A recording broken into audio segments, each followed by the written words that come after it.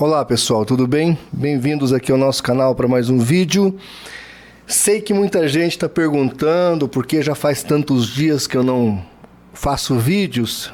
É que não acabou os assuntos não, mas eu estou passando por uma forte dor de garganta, estamos fazendo tratamento e obviamente que fica difícil fazer vídeos sem poder falar. Agora que a voz está normalizando, então a gente resolveu aqui começar a fazer os vídeos. Obviamente que eu já disse isso N vezes, e a pauta do canal aqui não sou eu quem faço, não é o CACP, mas sim a audiência. A audiência pergunta, a audiência questiona, então a gente fala. Eu tô aqui, talvez esse vídeo fique um pouquinho longo, mas eu vou matar num vídeo só vários assuntos sobre o que está acontecendo na política e na religião, ou seja, entrou na esfera apologética. Então perguntaram para mim sobre a palavra do Zé Genuíno, que é um dos diretores do PT, sobre a igreja. Perguntaram para mim sobre a colocação do Dr. Nicodemos e a política, e me mandaram um vídeo aqui sobre a questão da democracia, né?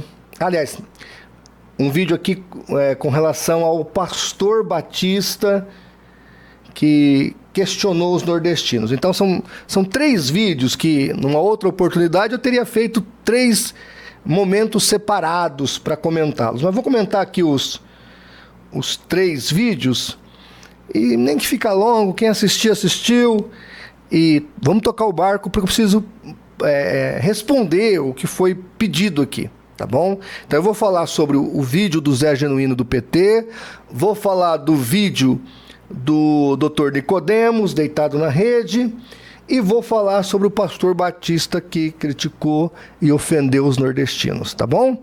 Mas antes, pessoal, olha, estamos aqui com mais uma belíssima Bíblia Apologética com Apócrifos. Todo dia 30 a gente faz o sorteio aos inscritos lá no canal do Apoie-se.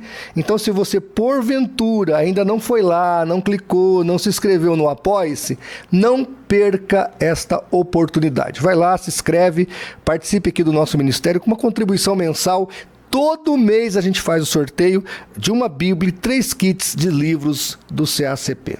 Tá ok? Também baixe o aplicativo do CACP, ele é muito importante.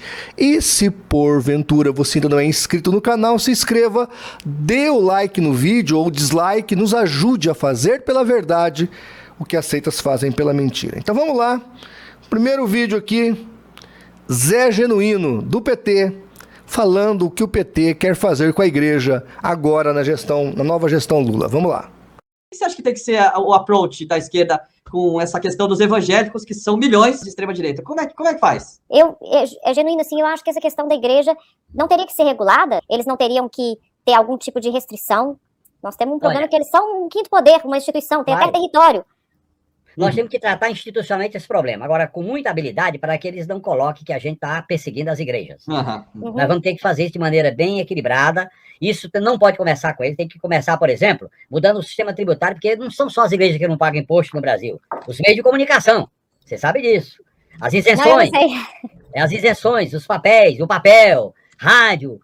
Você tem que fazer uma reforma agrária no ar para depois chegar na terra. E ao chegar na terra, nós vamos ter que colocar isso num conjunto mais amplo, porque senão eles vão dizer que a gente está perseguindo as igrejas e vira uma guerra santa. O que esse pessoal quer é fazer o maniqueísmo da guerra santa. Portanto, nós temos que ter cuidado.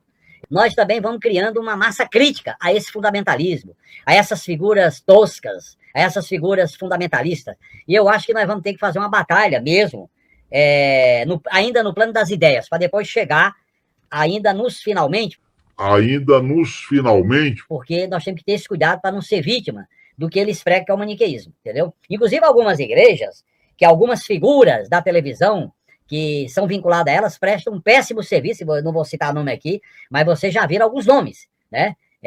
De pessoas ligadas aos meios de comunicação que fazem esse tipo de coisa, né? Então, eu acho que é um desafio que a gente tem que botar na nossa agenda para ver qual é o melhor caminho para enfrentar.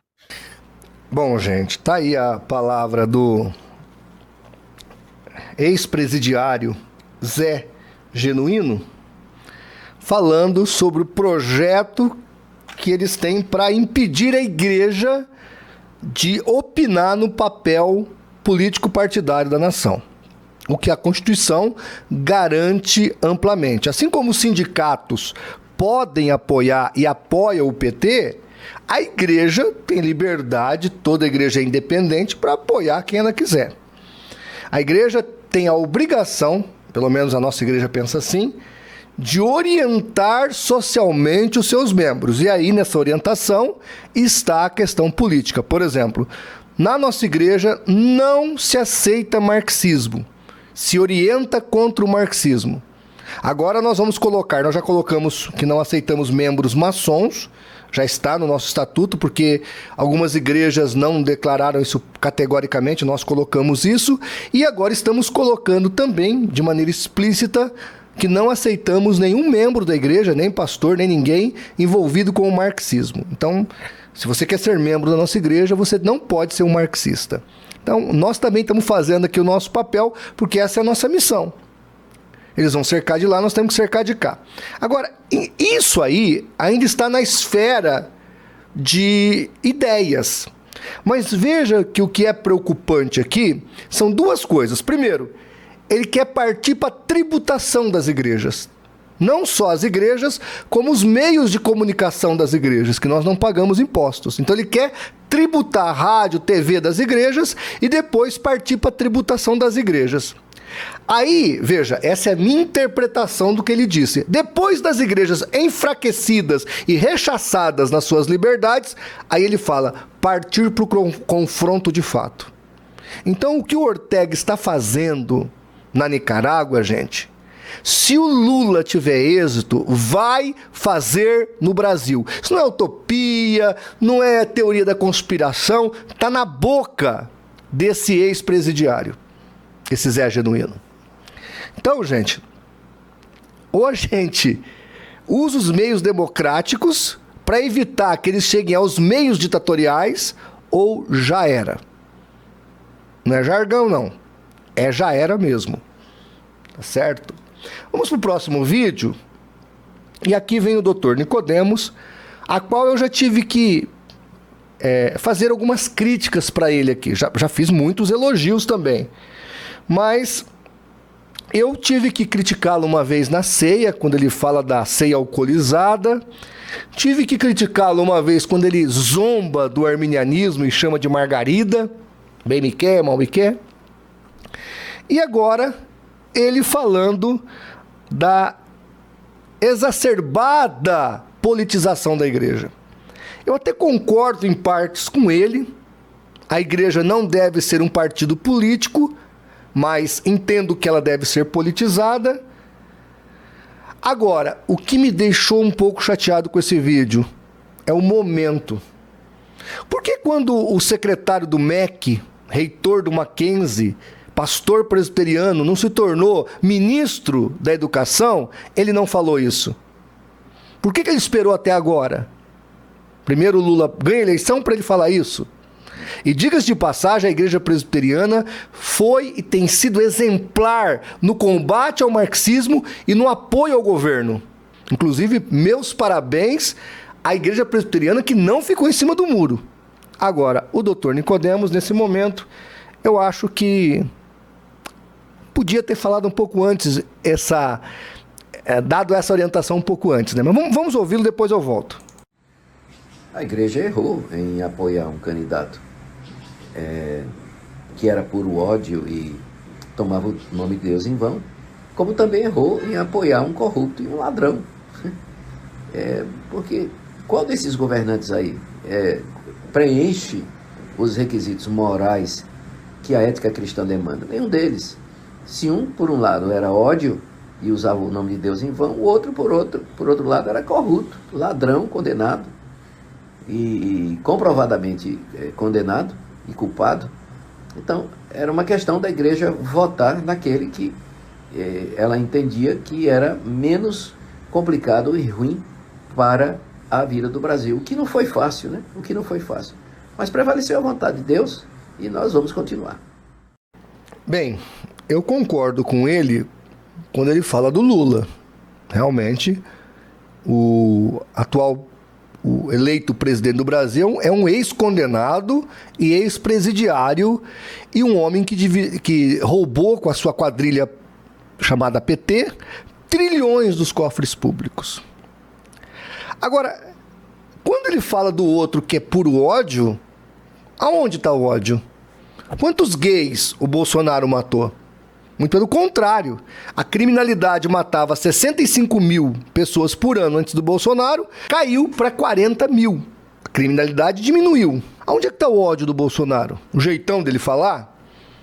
O Ratinho também fala assim. O Silas Malafaia também fala assim. Quer dizer que se não falar macio que nem o doutor Augusto Nicodemos é cheio de ódio. Então eu devo ser cheio de... Eu devo ser cheio de ódio, que o meu jeitão é assim. Outra coisa, não se julga o jeito de uma pessoa, se julga os frutos do trabalho dela. E esses 4 anos do governo Bolsonaro, diante do Brasil que ele pegou, diante de 2 anos de pandemia, diante de 1 ano de guerra, foram espetaculares. Qualquer pessoa que é justa, que é honesta, falaria isso. Tá? Agora, vejam, senhoras e senhores, o Lula pode ser da vontade de Deus do mesmo jeito que foi o Saul. Quando nós analisamos, Deus deu Saul ao povo de Israel, mas porque o povo de Israel rejeitou a Samuel. O propósito de Deus era governar teocraticamente. A nação de Israel quis o rei Saul. Por isso sofreram 40 anos na mão da impiedade desse Saul. Aliás, desde então sofreram, né? E estão sofrendo até hoje. O que nós vemos é que uma escolha errada tem consequências, sim. Ah, mas ele crê no determinismo. Eu não creio no determinismo. A posição de autoridade foi Deus que instituiu. A autoridade em si, ou ela vem como castigo, o próprio João Calvino falou isso, que quando Deus quer punir uma sociedade, ele dá reis ímpios, então é um jeito de Deus punir, ou Deus deixa as pessoas colherem os frutos da sua própria atitude. Gálatas 6:7, o que o homem plantar, isso mesmo se fará. Agora, por que ele não falou isso lá atrás? Não discordo do que ele falou aqui. 80% eu concordo. Mas por que ele não disse isso quando estava acontecendo? Quando a igreja dele estava realmente assumindo um papel de protagonista na política nacional. Aí vem agora. Então, às vezes há tempo de paz e há tempo de guerra. Há tempo de abraçar e tempo de deixar de abraçar. Eclesiastes capítulo 3. Ao meu ver, faltou tempo para essa palavra. Vamos então aqui ouvir o pastor, que foi criticar os nordestinos, e já eu volto. Quem votou em Lula, no domingo, se tornou meu inimigo. Petista é inimigo da igreja. Petista é inimigo de Deus. Petista é seu inimigo. Mas deixa eu falar para Vera, que nasceu em Alagoas, né, Vera? Você nasceu em Alagoas, não nasceu? Recife. Vera nasceu em Recife. Tem nada contra nenhum irmão que nasceu no Nordeste. Mas deixa eu dizer uma coisa para vocês aqui. Nunca mais eu gasto 1 centavo no Nordeste. Nunca mais eu vou no Nordeste.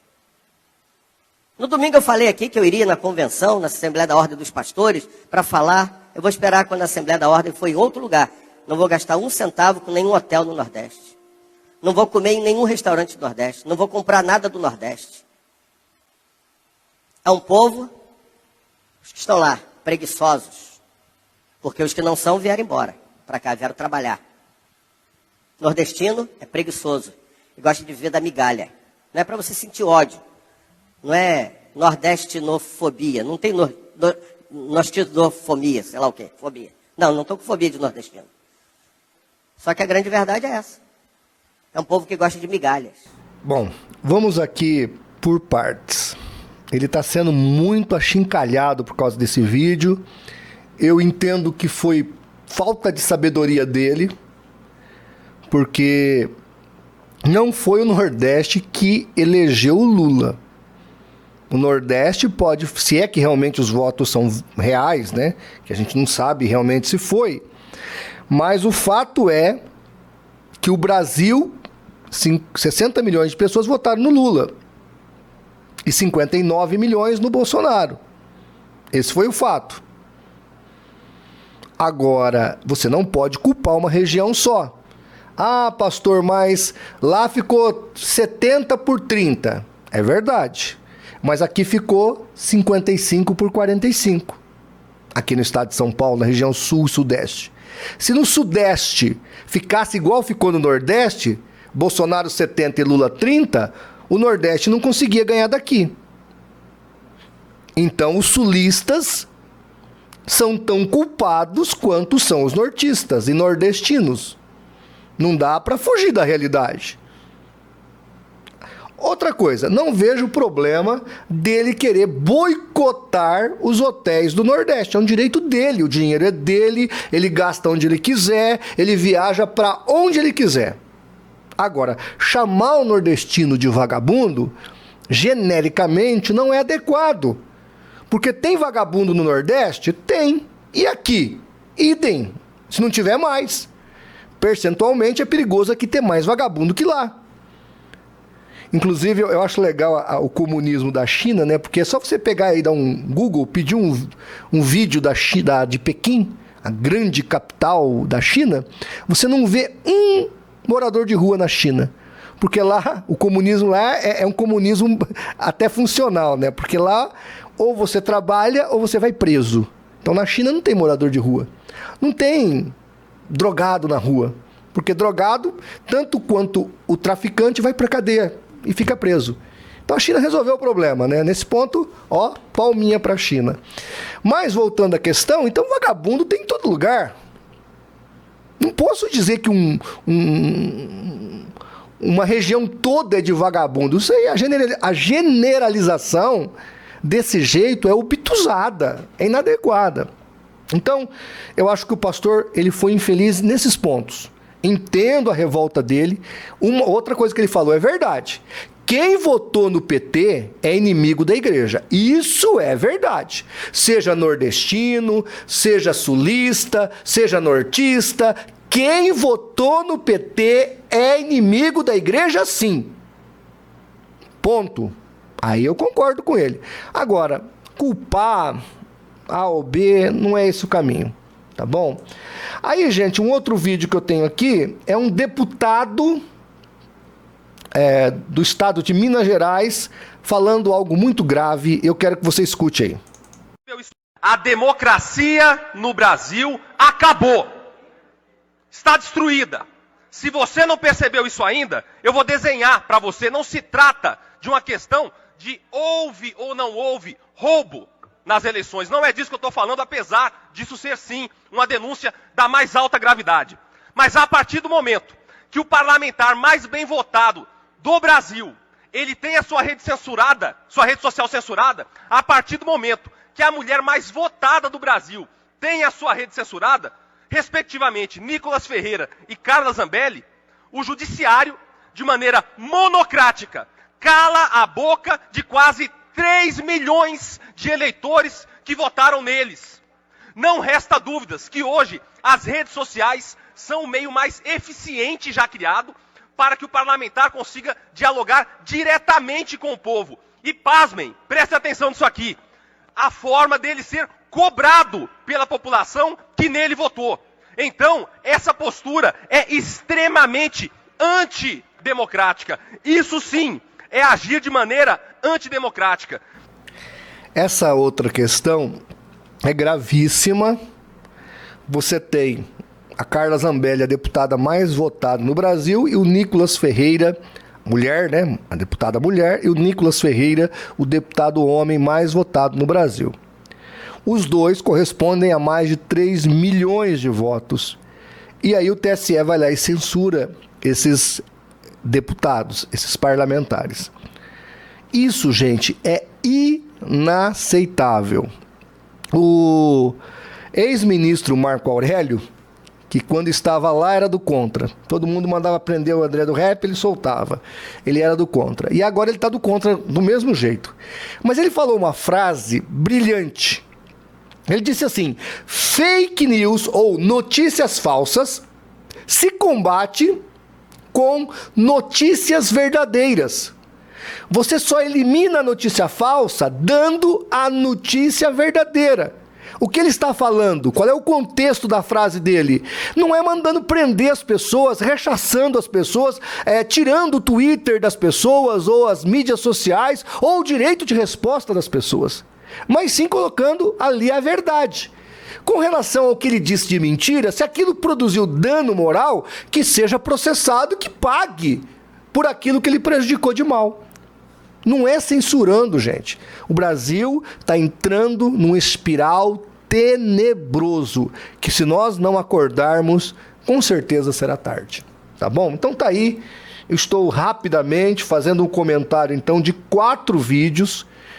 Já explicitei aqui minha opinião. Acho gravíssimo tudo que está acontecendo.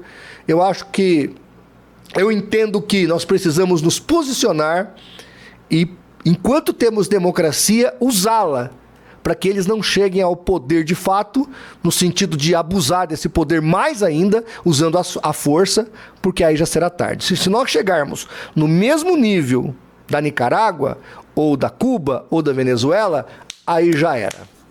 Então, eu entendo as pessoas que estão indo para a rua, eu entendo as pessoas que estão manifestando agora, porque se não for agora, já era. Tá bom, gente? Vamos orar, levantar as igrejas para orar e jejuar. Nossa igreja está orando, está em jejum. Nós estamos intercedendo. Porque se nós não salvarmos o Brasil agora, a igreja do futuro sofrerá duras perseguições por nossa causa. E é por nossa causa mesmo, porque por enquanto ainda temos um pouco de democracia. Que Deus tenha misericórdia do Brasil. Um abraço e até o nosso próximo vídeo.